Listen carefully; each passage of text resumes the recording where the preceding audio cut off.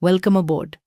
Before we open up the law itself, let me walk you through how this course actually works so you get the most out of every minute.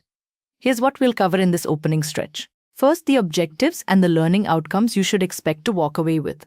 Second, what's covered in the course and what materials come included with it.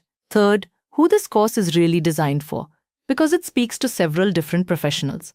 Fourth, some honest, practical tips on how to extract maximum value as you go. And finally, how to navigate the three moving parts you'll keep meeting throughout: the act, the rules, and the schedules. Think of this as your map before the journey begins. So let's start with the obvious question. Why are you here, and what should you be able to do by the end? Let me be upfront about that. Because a course without clear goals is just noise. By the time we finish, you should be able to explain the DPDP Act and the 2025 rules in plain language to anyone, whether that's your CEO or a nervous new hire. You should be able to spot where your organization touches personal data, where the risks hide, and what the law expects you to do about it. Here's how I like to think about it. Imagine you're handed a compliance question in a meeting 6 months from now. My job is to make sure you don't freeze. You'll know whether it's a consent issue, a breach issue, or a retention issue, and you'll know exactly where to look. We're not trying to turn you into a lawyer. We're making you the person in the room who genuinely understands what's going on.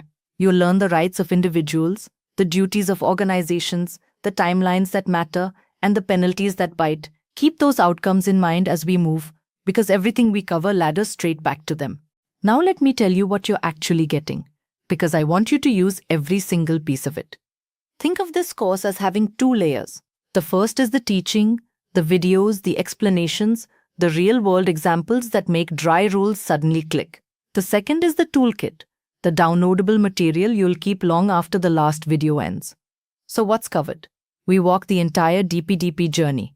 We start with the basics of privacy, move through the rights of individuals and the duties of organizations, then into breach management, retention, cross-border transfers, children's data, penalties, and a rule-by-rule tour of the 2025 rules. We even close with sector-specific guidance and a step-by-step implementation and audit playbook. Here's why that matters. Most people learn the law and then panic because they don't know how to apply it. So think of the included checklists, templates, and scenarios as your bridge from theory to Monday morning. You watch, you understand, and then you have something concrete in your hands to actually get started. That's the promise of this course. Let me be honest about who I'm speaking to, because this law touches far more people than you'd expect. If you're in compliance or legal, you're the obvious audience, and you'll find the depth you need here. But you're not alone in this. Think about the IT professional who suddenly has to build encryption, logging, and deletion workflows. Think about the product manager who designs the consent screen a million users will tap.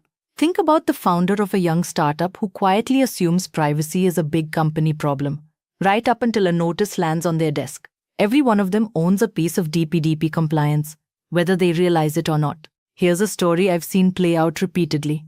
A company treats privacy as purely the legal team's job, and legal writes a beautiful policy that engineering never implements. 6 months later, nothing actually works. So why does this course speak to all of you at once? Because DPDP only works when these functions talk to each other. Whichever seat you're in, my goal is to help you understand your part and, just as importantly, appreciate everyone else's. Let me give you a few honest tips before we go deeper, because how you take a course matters as much as the course itself. First, don't try to memorize section numbers. Nobody's going to quiz you on whether something is Rule 6 or Rule 8. What matters is that you understand the idea, so when you meet it in real life, you recognize it. Second, apply as you go. Every time I describe an obligation, pause and ask yourself, does my organization actually do this? That single habit turns passive watching into real learning. Think of it like learning to drive.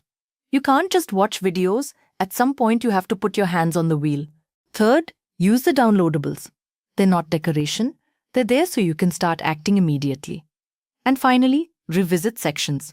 This is a law with interlocking parts, and things that felt fuzzy in Module 1 often snap into focus by Module 10. So here's my ask. Stay curious, stay a little skeptical, and keep connecting what you learn back to your own world. Do that, and this stops being a course and becomes a capability. Here's something that trips people up early, so let's clear it up now. This regime isn't one document, It's 3 layers working together, and once you see how they fit, everything gets easier. Think of it like a building. The act is the foundation and the frame. The rules are the wiring and the plumbing. And the schedules are the detailed specifications pinned to the wall. Let me break that down. The DPDP Act 2023 is the parent law passed by Parliament. It sets out the big principles, the rights, the duties, the penalties. But an act alone often can't function. It's deliberately high level. That's where the DPDP Rules 2025 come in, notified in November 2025. They provide the operational detail, the exact timelines, formats and procedures that make the act actually workable. And the schedules? There are 7 of them attached to the rules, and they carry the fine print, things like retention periods and registration conditions. So when I say Rule 8 and the third schedule, picture the plumbing diagram pointing you to a specific spec sheet. Keep this 3-layer mental model handy, because we'll be moving between these layers constantly.